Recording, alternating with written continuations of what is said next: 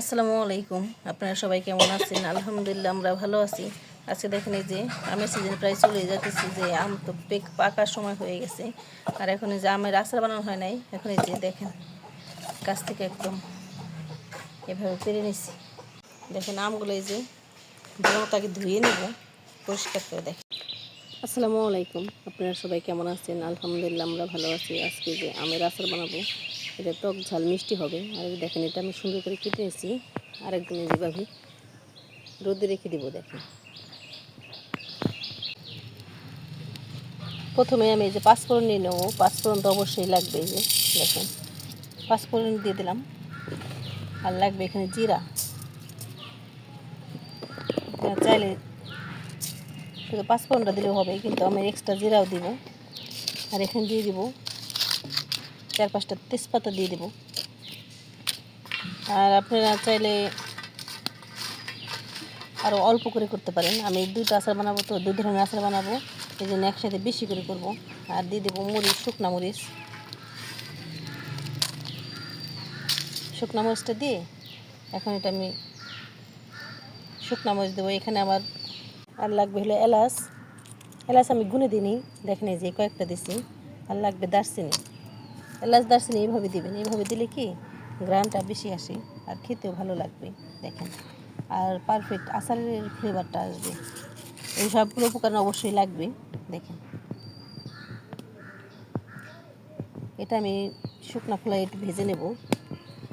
শুকনা খোলায় ভেজে ব্লেন্ডার করে নেব, বা শিলপাটায় বাটতে পারেন। আমি ব্লেন্ডার করে নেব।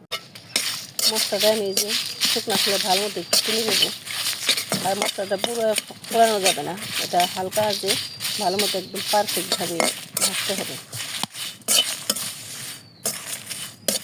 আর আপনার পরিমাণ, যদি মশলার পরিমাণটা যদি জানতে চান, তাহলে মশলার পরিমাণটা একটু 1 চা চামচ করে মিলিয়ে দিতে পারেন। 1 চা চামচ করে দিবেন, সব কিছু 1 চা চামচ, 2টা শুকনো মরিচ, 1টা তেজপাতা, এরকম করে দিতে পারেন, অল্প বানাবে। দেখেন যে মশলাটা আমার ভাজা শেষ, কিন্তু মশলাটা কিন্তু আমি একদম পুড়িয়ে ফেলিনি। দেখেন এরকমই হবে। এখন এটা ঠান্ডা করে আমি ব্লেন্ডার করব। অবশ্যই ঠান্ডা করে নিতে হবে, গরম অবস্থায় করা যাবে না। দেখেন যে মশলাটা আমি ঠান্ডা করে নেব একদম। এই যে তেলটা গরম হয়ে গেছে, দিয়ে দেবো পাঁচফোড়ন।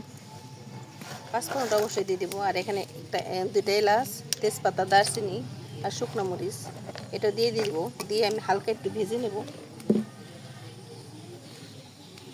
হালকা একটু ভেজে গ্রানটা যাতে বের হয়। এই যে কালারটা চেঞ্জ হয়ে গেছে আর সুন্দর একটা ফ্লেভার আসছে। আর এখানে যে আমগুলো আমি দিয়ে দিব, আস্তে করে দেবো, তেল যাবে, ঠিক আছে না?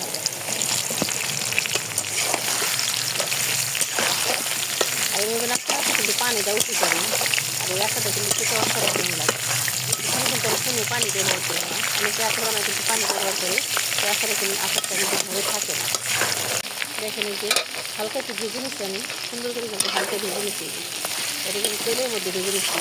আর এরকম তেল দিয়ে এইভাবে আচার বানাবেন, তাহলে আচারটা কিন্তু নষ্ট হবে না। অনেকে আছে আচার বানানো নষ্ট হয়ে যায়, এরকম আচার আপনি নষ্টই হবে না। আর এখানে আমি চিনি দিয়ে দিব। আমরা টক তো চিনির পরিমাণ বলতেছি না, যে যার যেরকম লাগে সেরকম দিবেন। আর এখানে আমি একটু শুকনো মশলা দিয়ে দিব, যেহেতু টক ঝাল। এখানে আমি দিয়ে দিব মরিচের গুঁড়া দিব একটু, আর একটু ধনিয়ার গুঁড়া দিব, হালকা একটু হলুদের গুঁড়া দেব। আর ভাজা মশলাটা একটু দিয়ে দেবো আমি হালকা, দেখেন অল্প দিয়ে দেবো, আবার পরে দিয়ে দেবো। দিয়ে যেহেতু চিনি দেওয়া হয়েছে, সেখানে পানি উঠে যাবে। চিনি দেওয়া হয়েছে আর একটু পানি ছেড়ে দেবো। এখানে যে সুন্দর একটা কালার চলে আসছে, আর হয়ে গেছে কিন্তু একদম পারফেক্ট হবে। আর এখানে যে আমি ভাজা মশলাটা দিয়ে দেবো। আর দেখেন ভাজা মশলাটা কিন্তু আমি একদম মিহি করে নেই, হালকা একটু আস্তে আস্তে রাখছি। কারণ কি, এটা খেতে ভালো লাগে, একটা গ্রানটা সুন্দর থাকে। দেখেন এখন মশলাটা মিক্স করে কিন্তু আমি নামিয়ে নেব।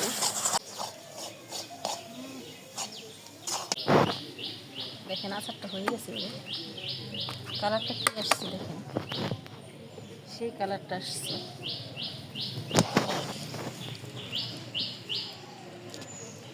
এটা কিন্তু নষ্ট হবে না।